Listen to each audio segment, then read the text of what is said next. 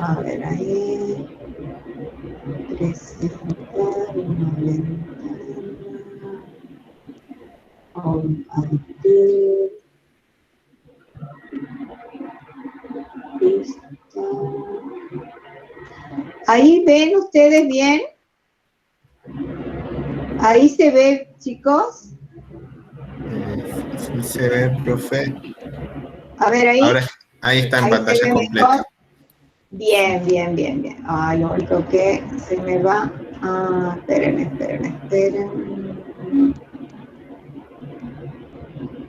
Ah, se me va.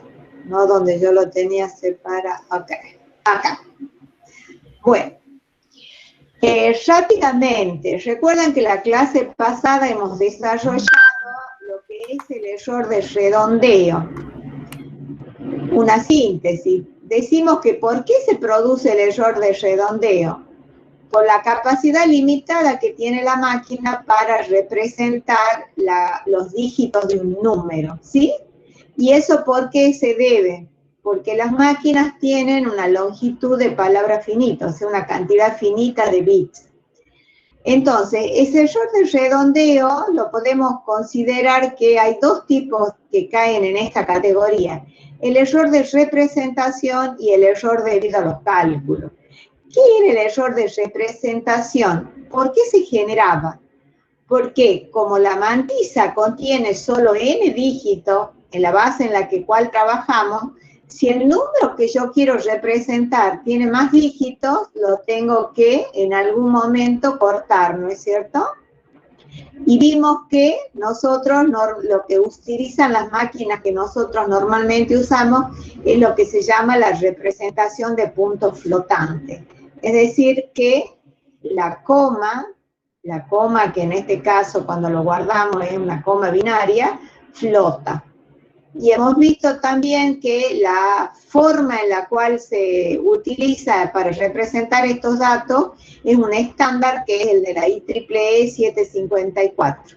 Normalmente todas las computadoras y los lenguajes que llamamos de propósito general, que son prácticamente todo lo que nosotros vamos a utilizar, tienen este formato, la IEEE, que recuerdan tenían una simple precisión con 32 bits y una doble precisión con 64 bits, ¿sí? Bien, pero el error que de redondeo no solo está cuando yo digo lo almaceno el número, sino también tenemos que pensar que esos números nosotros los utilizamos en cálculos. Entonces, ¿cómo podemos decir que se produce el error debido a los cálculos? Porque nosotros operamos con números en puntos flotantes. Es decir, que los resultados de nuestros cálculos también tienen un error inherente. Y la suma de todos esos errores es lo que nosotros hemos llamado error de redondeo acumulado. O sea, cuando nuestro algoritmo termina de desarrollarse, que normalmente tiene, no sé, 10, 100, 1000, 10.000 operaciones, entonces la suma de todos esos errores en cada uno de esos cálculos es el error de redondeo acumulado. Que nosotros vimos que ese error de redondeo acumulado puede crecer mucho cuando estamos trabajando con algoritmos de tipo que se llaman inestables. Entonces, hemos sintetizado eso en esta sentencia. Los resultados de las operaciones en la computadora tendrán errores debido a los errores de los operandos y al redondeo o truncamiento que ocurre al efectuar las operaciones, ¿sí? Que son de distintas clases. Bien. Recuerdan también otro error que nosotros hemos destacado, el error de significación, que era un tipo de error dentro de lo que clasificamos como error de redondeo. ¿Alguna duda hasta acá, chicos, antes de que continuemos? ¿Alguna duda les ha quedado de lo que hemos visto hasta acá? Si me lo quieren decir oralmente, porque no puedo ver yo lo que, si ustedes me ponen un mensajito no lo puedo ver, a menos que los chicos me lo digan. No hay aún mensajitos. Bueno, continuamos entonces.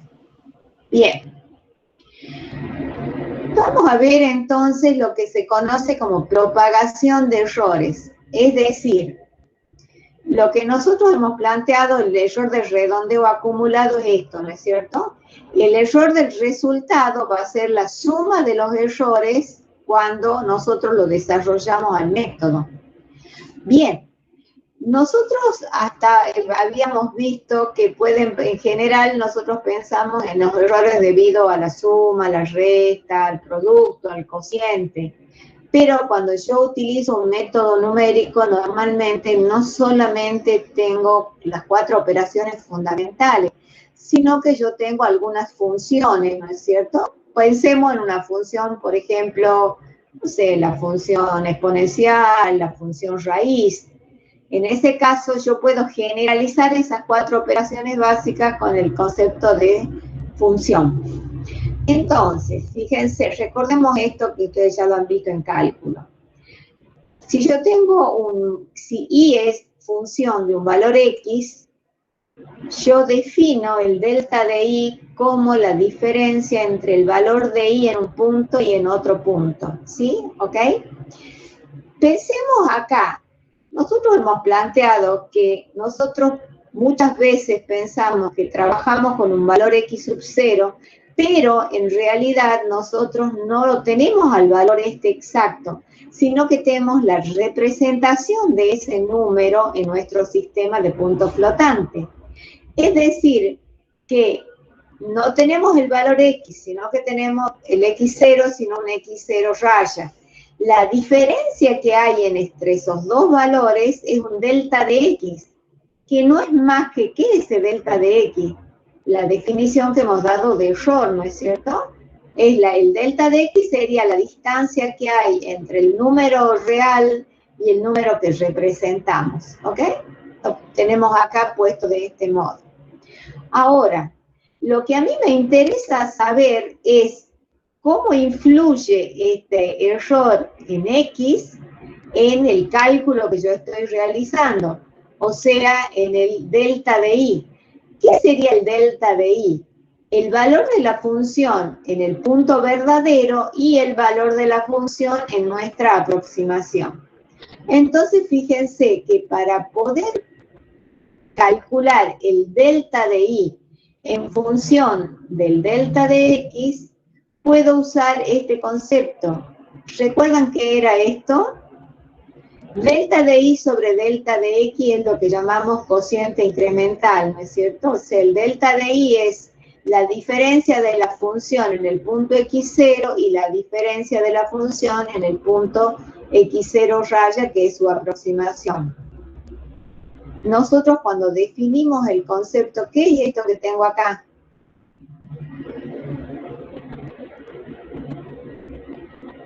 A ver, recordemos de cálculo 1. ¿Qué era esta definición que tengo acá? ¿Qué es y' en x0? Esto es la derivada de la función. Y la derivada, recuerdan ustedes que era la pendiente de la recta tangente en un punto. Y también, si ustedes recuerdan el concepto de derivada, la derivada no es más que el límite cuando delta de x tiende a 0 del cociente incremental delta y sobre delta x. Esto nos da a nosotros una forma de estimar este delta de y, que es lo que yo necesito. Yo puedo aproximarlo al delta de y con el producto del delta de x por el valor de la derivada en el punto, ¿sí? Ese es un concepto que nosotros lo hemos definido cuando trabajamos en este plano, ¿sí? En el plano de los números reales, o sea, cuando estoy acá en el plano de x, y. Bien, ahora, este concepto que yo lo tengo definido en R, digamos, cuando yo tengo una función que depende de más de una variable, que es lo que usualmente nosotros vamos a manejar, ¿no es cierto? Lo más común es que cuando nosotros tenemos que calcular algo, el valor de ese y no depende solamente de x, sino que va a depender de un conjunto de variables.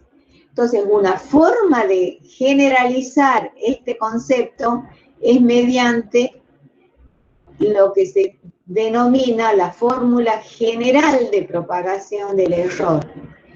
Esta fórmula general de propagación del error lo que hace es generalizar, en vez de trabajar con un solo x, vamos a trabajar con varias variables independientes, ¿sí?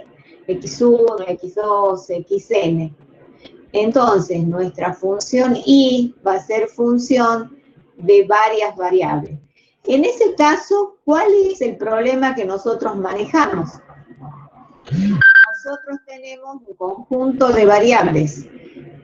Como nosotros a estas variables en general no las conocemos, lo que vamos a tener es un conjunto de aproximaciones, que le vamos a llamar x1 raya, x2 raya, xn raya.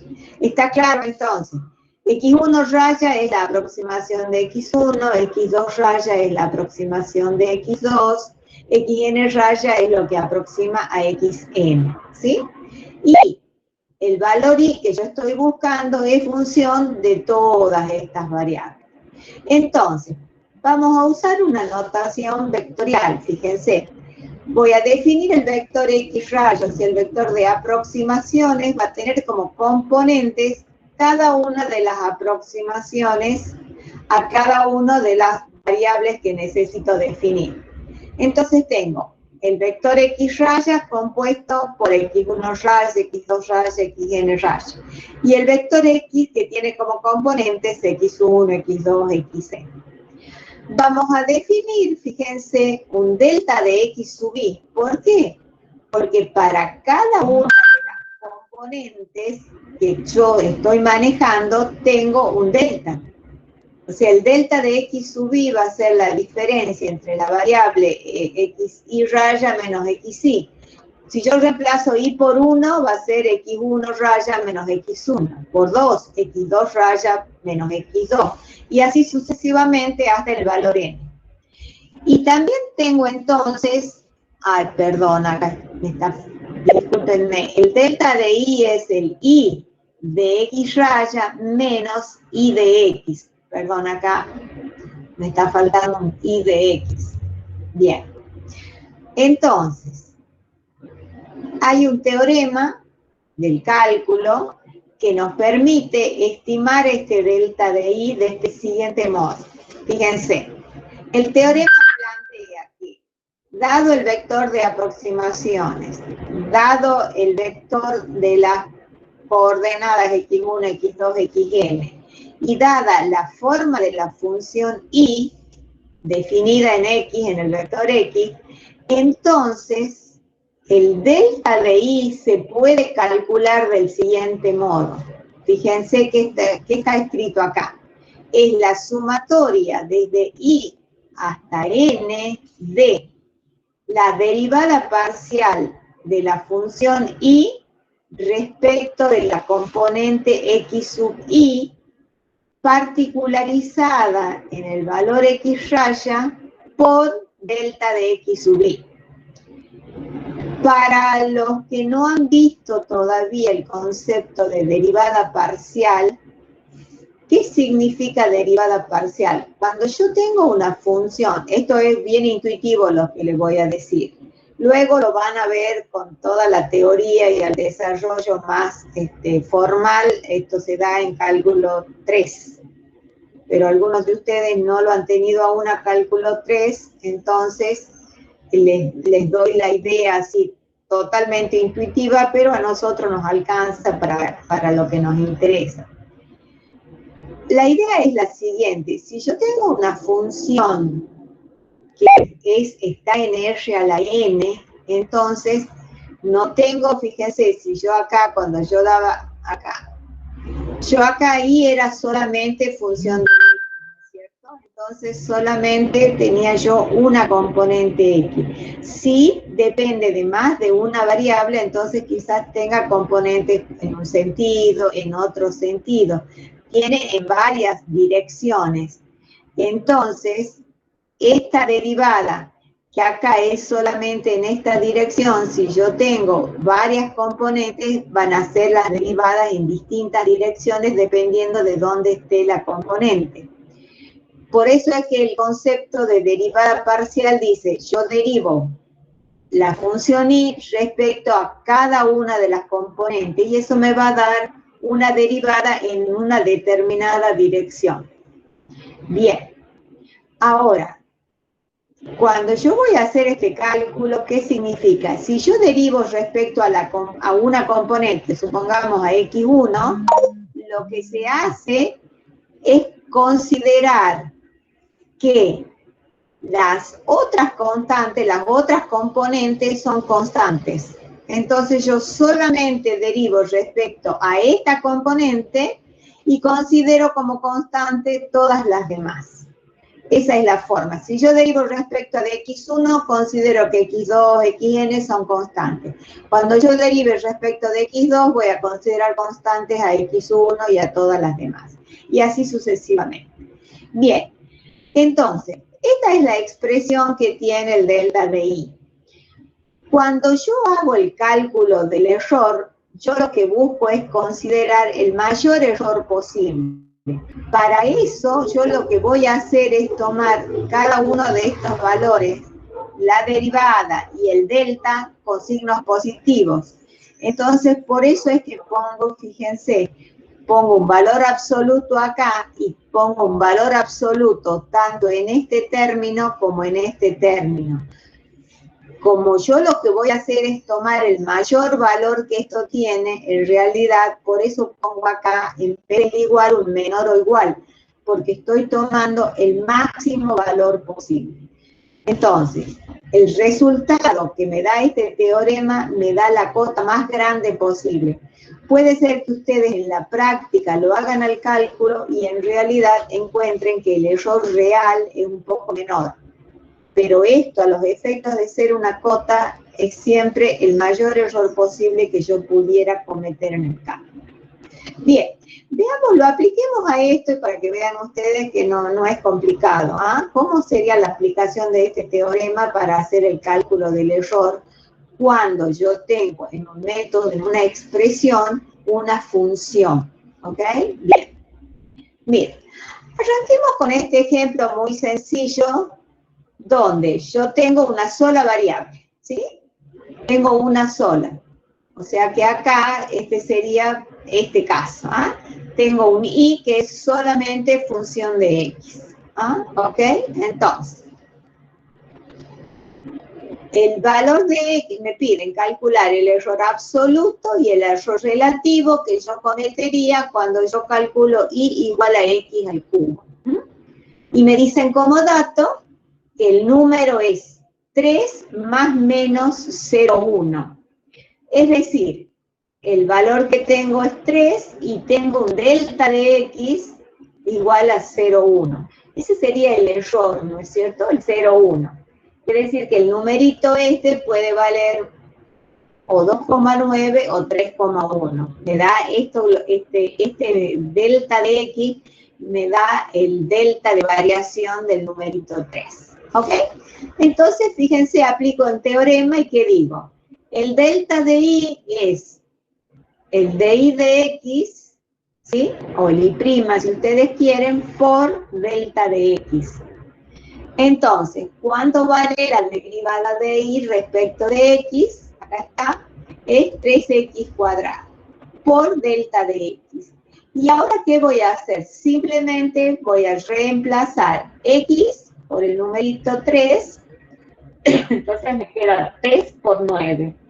Y en vez de delta de x voy a poner el valor del error, que es 0,1. Entonces, ¿qué es lo que voy a obtener? Que el delta de i vale 2,7. ¿Esto qué sería? Esto sería lo que nosotros hemos definido como el error absoluto, ¿no es cierto? Porque ese es el valor, esa es la cota para el error absoluto. O sea, el error de mi cálculo nunca va a ser superior a 2,7.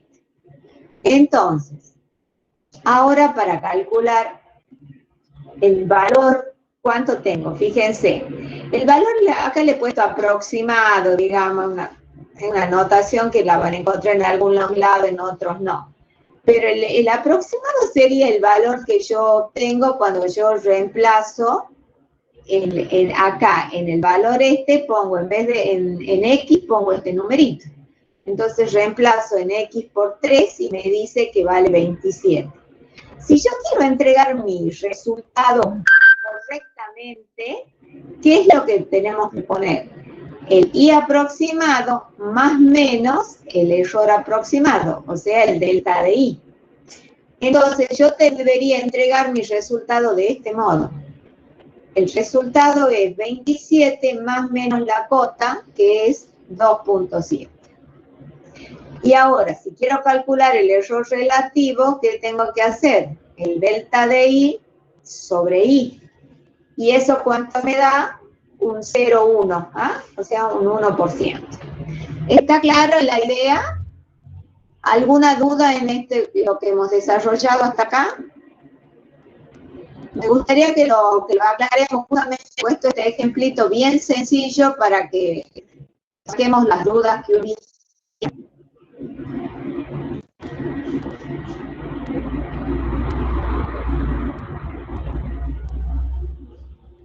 ¿Ninguna duda? Con el chat no. Bueno, bien. Veamos otro ejemplo, un poco no con una variable, sino con dos, ¿sí? Lo complicamos un poquito, fíjense. ¿Qué dice este problema? Una que pasa atrás. Este valor tiene una precisión del 5%. La corriente es de 2 amperes y fue medida con una aproximación de más o menos 0,1 amperes. Entonces, lo que me piden es hallar el valor aproximado del voltaje, esto según la ley de Ohm, si se acuerdan, no sé, no me en electricidad. El voltaje se calcula como el producto de la corriente por la resistencia, ¿sí? Bueno, entonces, esta sería, digamos, la expresión que yo tengo que analizar, ¿sí? Entonces, fíjense, queda la corriente es 2, la resistencia es 10, entonces tengo I igual a 2, R igual a 10. ¿Qué pasa con los delta? Me dicen que la corriente se midió con una aproximación de más o menos 0,1, entonces el delta de I es 0,1. Y me dicen que, acá fíjense, no me dicen directamente cuánto vale el delta de R, pero me dicen que el valor tiene una precisión del 5%. ¿Eso qué significa? Que el cálculo del delta de R es un 5% por 10, ¿sí? Sí, sí. Sí, profe.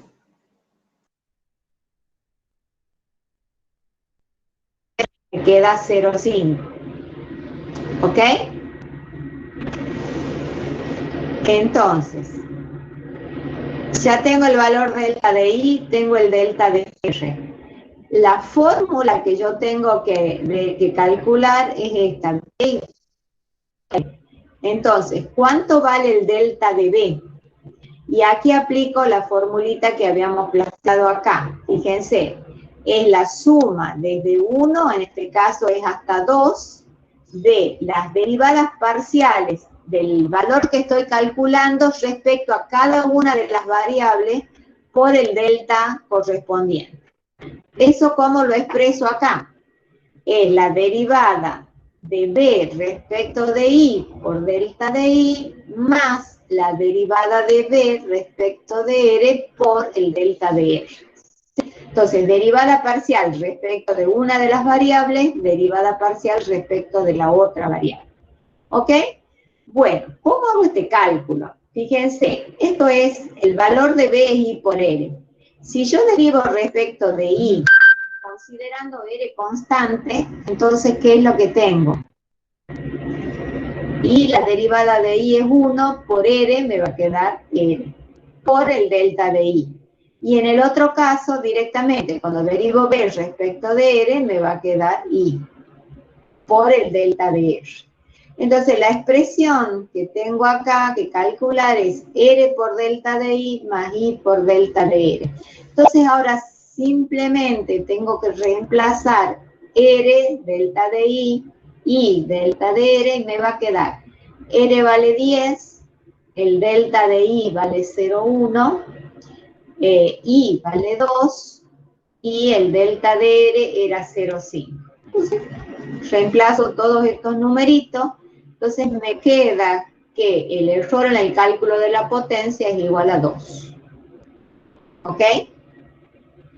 Bien. Esto sería, que hemos dicho, el error absoluto. Ahora, para calcular el relativo, ¿qué hago? Calculo el valor de B, reemplazando I y R por los datos que tengo. Entonces me queda que la potencia es igual a 20. O sea que el valor de la potencia es 20 más menos 2, ¿no es cierto? Porque eso es el D. Y para calcular el error relativo simplemente hago error sobre el valor. Y eso me da que el orden del error es de un 10%. ¿Ah? Medio grandecito, pero bueno, es el valor que nos da. ¿Está claro? ¿Hay alguna duda?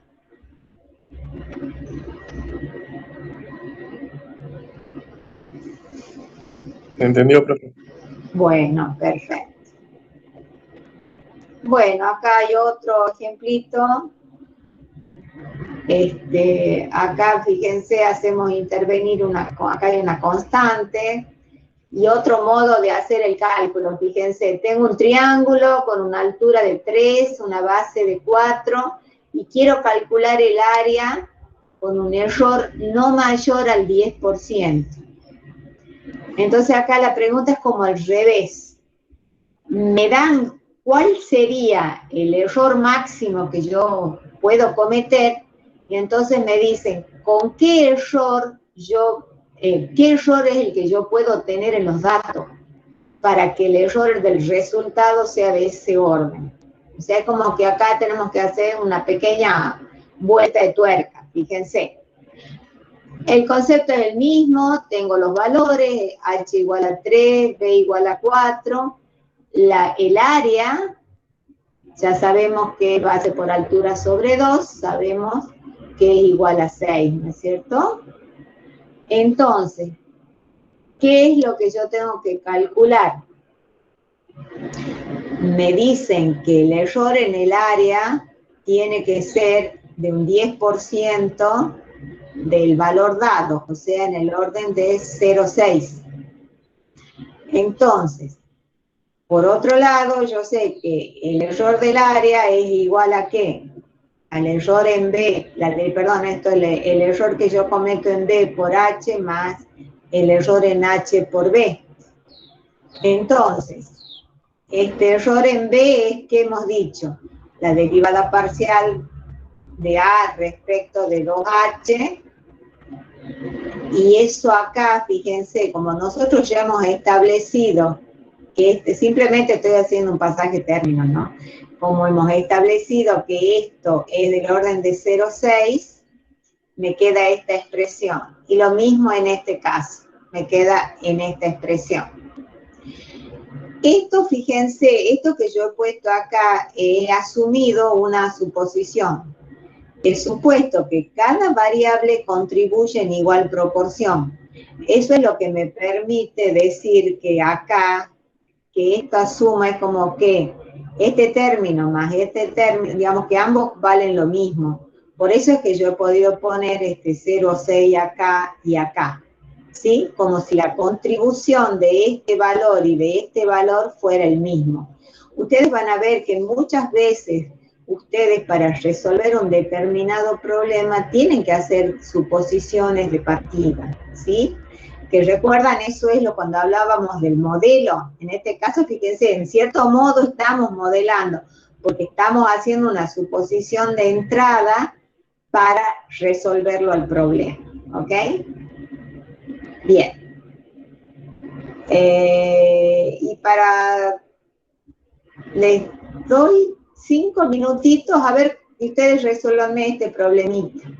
Es exactamente igual que los anteriores, ¿ah? Como para que escriban un poquito. Fíjense, ¿qué les pido? Calcular el error absoluto y el relativo para calcular esta expresión. Z igual a A cubo más B cuadrado, y les doy como dato el valor de A y el valor de B. ¿Ok? Entonces tenemos el A, les doy, tenemos valor A, el valor B, el delta de A, el delta de B y la expresión que yo quiero calcular. Z igual a A cubo más B cuadrado. ¿Eso qué significa? Que el delta Z, si tengo dos variables, ¿a qué va a ser igual? A la derivada parcial de Z respecto de A por el delta de A, más la derivada parcial de Z respecto de B por delta de B. Bueno, les pido, calculemos esta expresión, el delta de Z. O sea que primero me tienen que calcular cuánto vale la derivada de Z respecto de A y la derivada de Z respecto de B, particularizadas en los valores A y B, que tienen como dato, ¿ah? En este valor de A y en este de B. Bueno, tienen unos 5 minutitos, chicos, para trabajar. Veamos, 5, 10 a lo sumo, y en 10 ya me deberían dar todos estos resultados. ¿Ah? ¿Ok? Bueno, acá los dejo para trabajar. Oh, perdón. Acá les dejo ahí.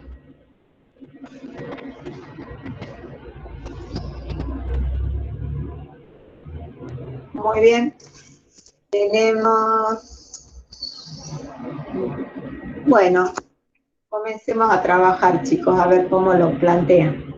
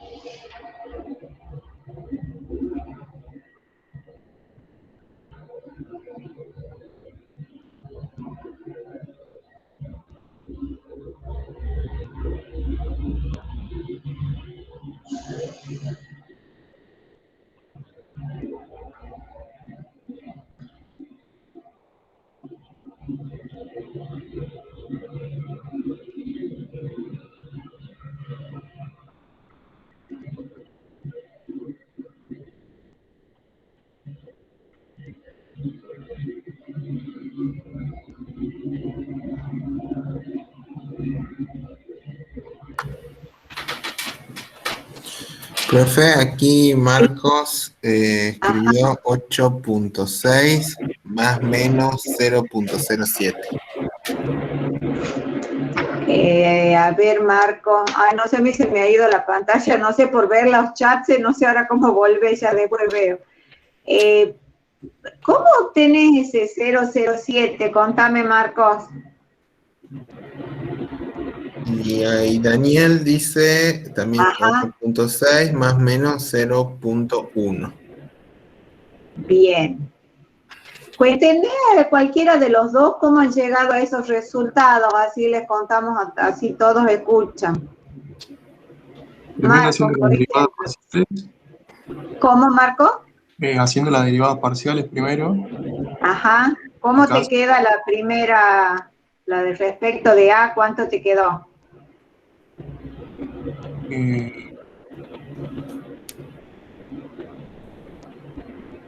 3a al cuadrado y respecto de b, 2b. Perfecto. Cuando reemplazas por los valores esos que tenés, ¿qué te queda la primera derivada? No creo que parte, sino que... ¿Cómo? Beta en la fórmula del delta de z reemplacé todo.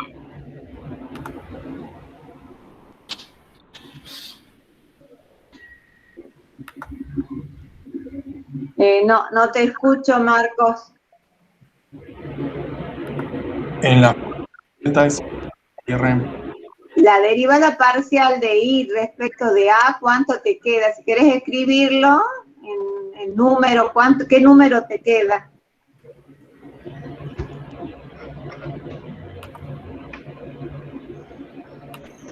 le digo. Mientras, profe, en el chat, Carolina y Ana dijeron que le daban los mismos valores de Daniel, que el segundo chico que publicó sus resultados. Y Gabriel pone ZA igual a 12.2412 y ZB 1.2. Bien.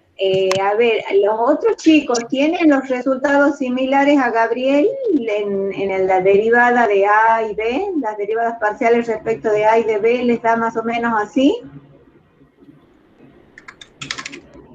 A Marco, a Daniel, a Carolina, a Ana, ¿les dan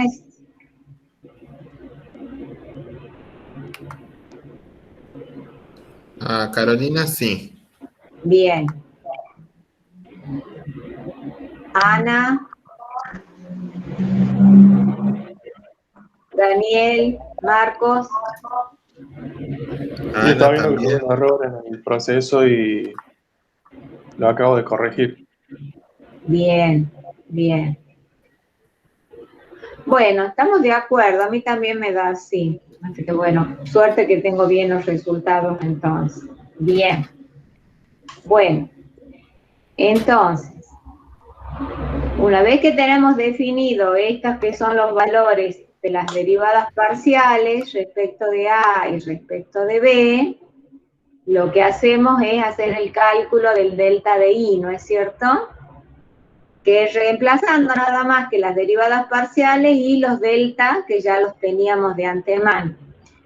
Con eso, ¿qué nos queda? Este es el resultado que había por acá. Nos queda un 0.1. Ahora, acá hay un solo detalle.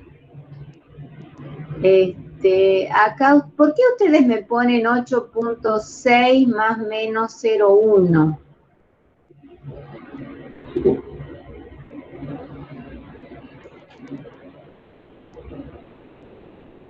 Si ustedes se fijan en los datos originales, los datos tenían una precisión de la centésima, ¿no es cierto?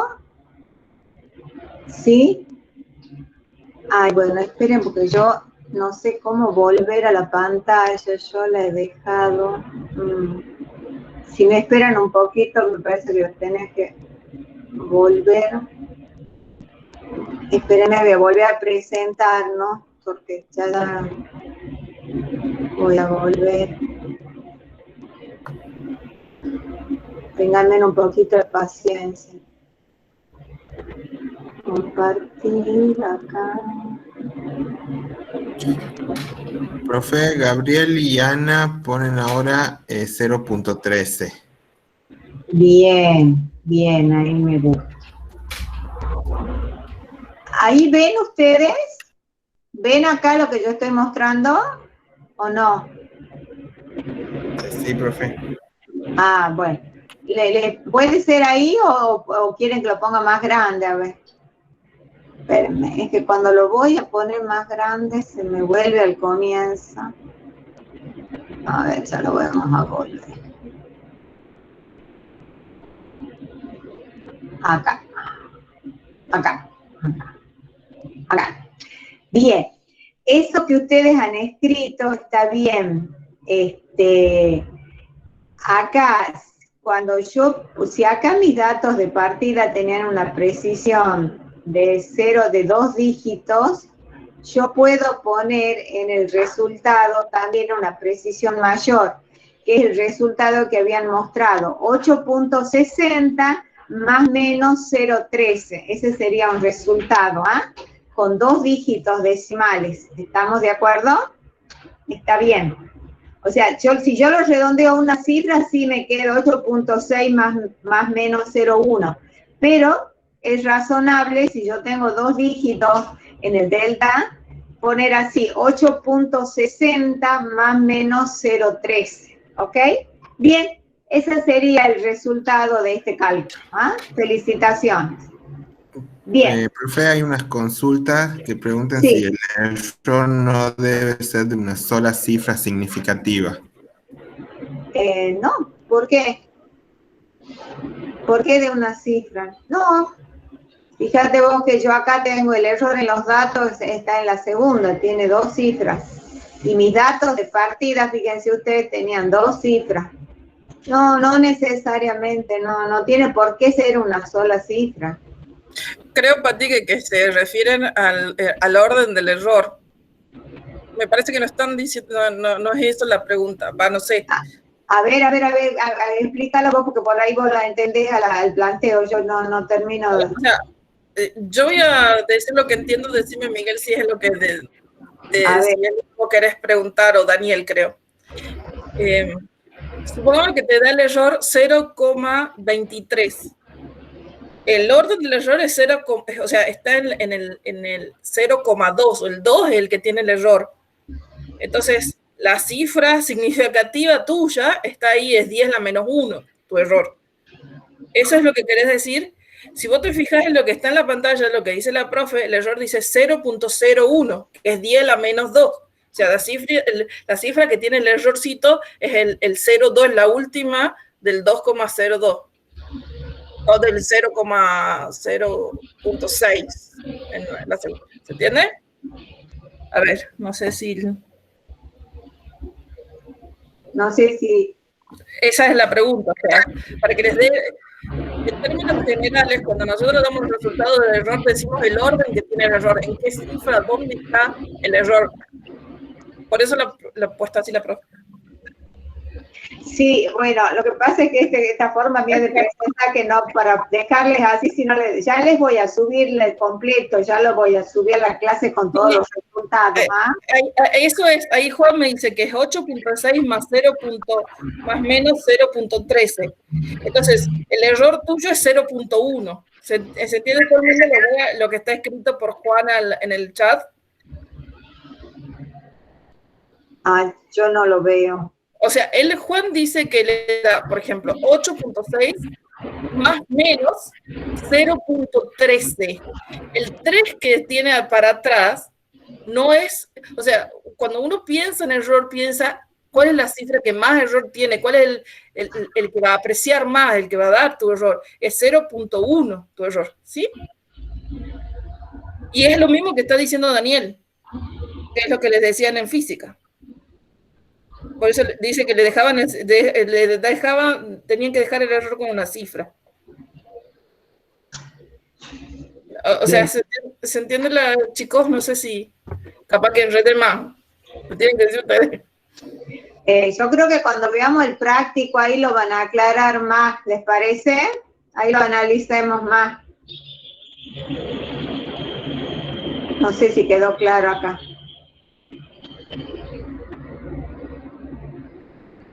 En el ejercicio, lo que pasa, Juan, el error sería 0.1. O sea, sería 8.6 más menos 0.1.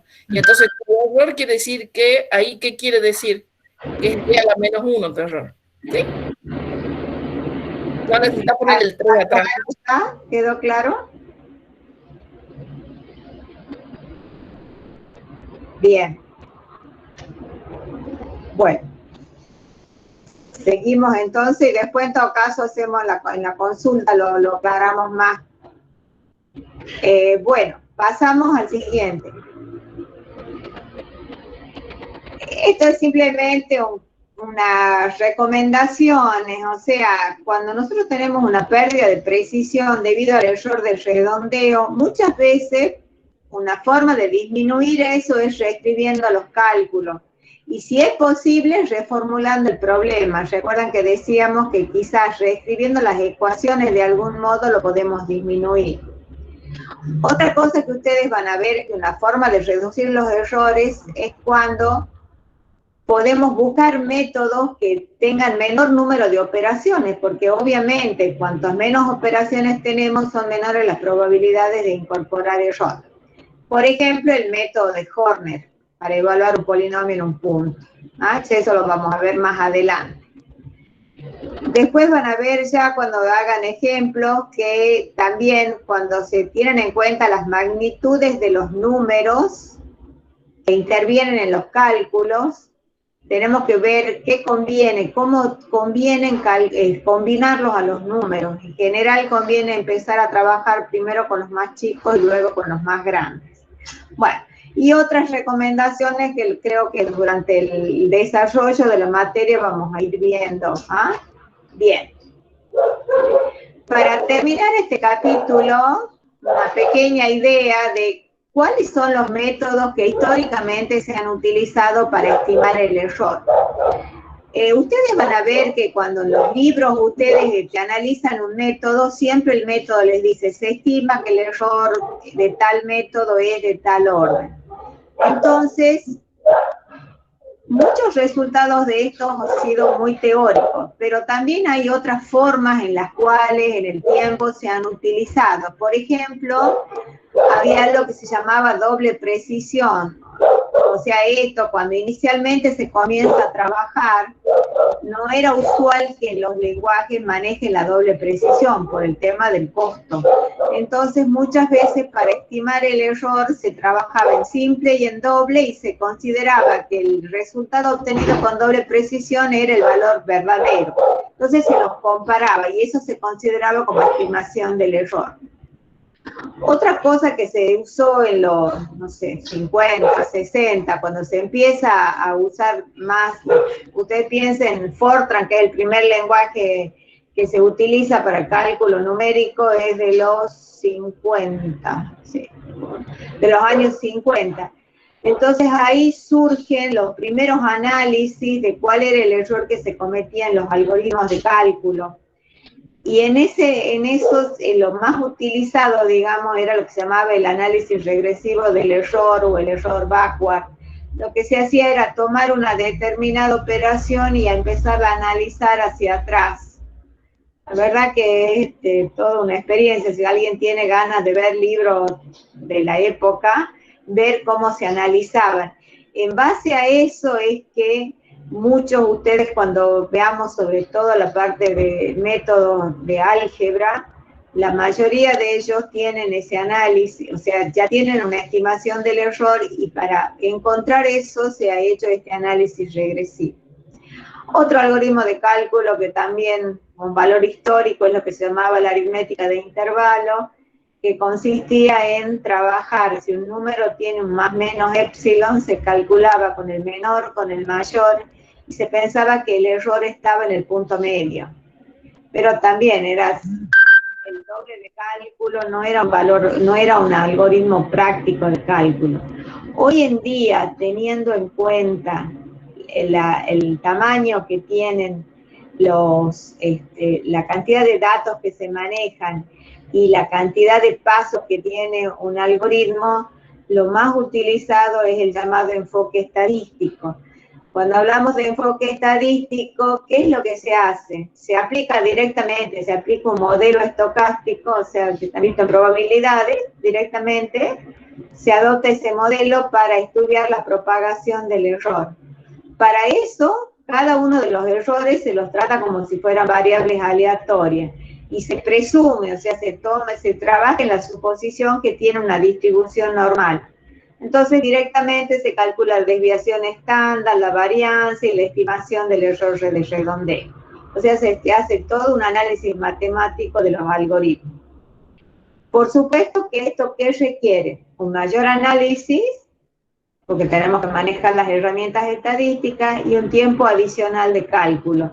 Pero es lo que actualmente mejor funciona teniendo en cuenta, repito, la complejidad de los problemas que uno trata de resolver numéricamente. ¿Ok? Bueno, con esto terminaríamos la unidad esta de errores. Bien, chicos.